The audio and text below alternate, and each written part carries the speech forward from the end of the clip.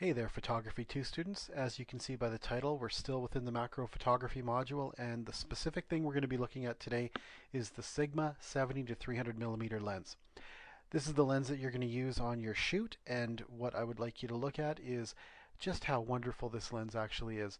This lens is a lightweight macro photography lens that is also a telephoto lens, and it's actually a larger range of telephoto lens than the one that you currently use, as the Sigma lens is a 70 to 300 millimeter lens, whereas the one you use right now is a 55 to 200. So this one does have a little more focal distance to it. And what I'd like us to do is just take a look at why is it that you would want to use a Sigma 70 to 300 millimeter lens.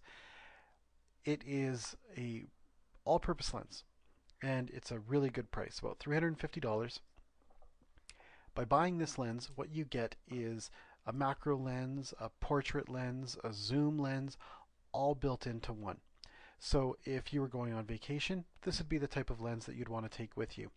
It's not the greatest of optics, but it is a very versatile and all-purpose lens that you could use in most situations. So if you're on a hike, you could use this lens to take pictures of people that are ahead of you or behind you. If you saw something very cool on that hike that was a very small environment, you could actually pull this lens, put it into macro mode, and take pictures of that too. So all around, a very good lens. So in shooting with this lens, how do you make it work? What are the guts to this? You can only set the macro photography mode if you have the focal length set between 200 and 300 millimeters. So if you're set at 70 millimeters, you cannot take the little dial, the little button on the lens and go from normal to macro. It just won't work. So don't try and force anything. Just make sure you're between 2 and 300 and then move it into macro mode. Now, I also have to ask that you never use this lens in autofocus mode. Leave it off of autofocus. Only shoot in manual mode. And the reason for that is if you were to go online and look at the consumer reports for this specific lens, you're going to find that the lens is a good lens, but it has a terrible motor. The motor, if you try and turn it when it's in autofocus mode and you turn it manually, you could strip the gears inside of it and make the camera a little more difficult to use, or the lens rather, a little more difficult to use. So please keep it in manual mode. Now, when you have the lens on the camera and you're going to take pictures with it, you're going to find that you could get within about a meter of the subject that you're shooting.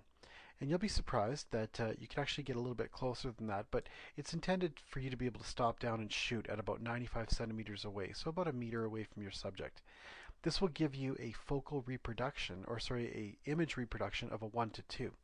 That means that the image will be 2 times the size on the sensor of what it is in actual life. So if something is 1 centimeter in length in real life, on your sensor it will appear as 2 centimeters. Sometimes when you take pictures, you take the picture knowing that there's things in the picture that you're going to take out after the fact. You're going to get good at this. You're going to recognize that when you take these pictures, you're going to have pieces that fit and pieces that don't. And even if you don't see them when you shoot, you're going to see them when you get them into Photoshop. And that's where you can spend some time and critically remove some elements that don't belong. There are reasons why you might want to approach it this way, and there's also reasons why you might want to just shoot the image where there is no cropping. You'll have to decide and you'll have to experiment to figure out what those reasons for yourself are.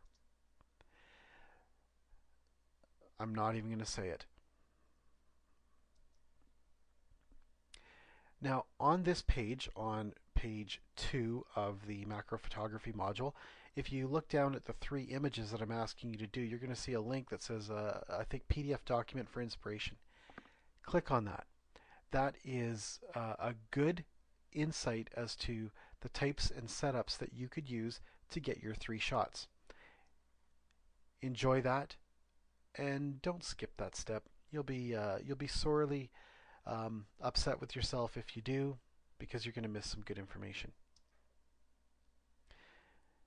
This one's an important one, depth of field. When you're taking these pictures, you're going to find that yes, you can adjust the aperture and the shutter speed with this because you're talking about a lens. This is where practice will come in.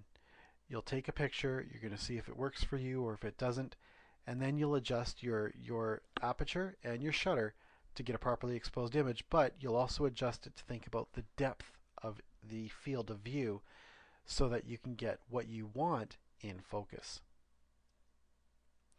Okay, so here is a summary. To get into macro mode, you got to be between 2 and 300 millimeters. Use only manual focus. I'm not even going to say the third one. You're able to get a focus down to 95 centimeters. With depth of field, you need to practice, practice, practice. And there is a PDF for inspiration. So good luck. Enjoy this assignment. Let's see what great products that I know you can produce.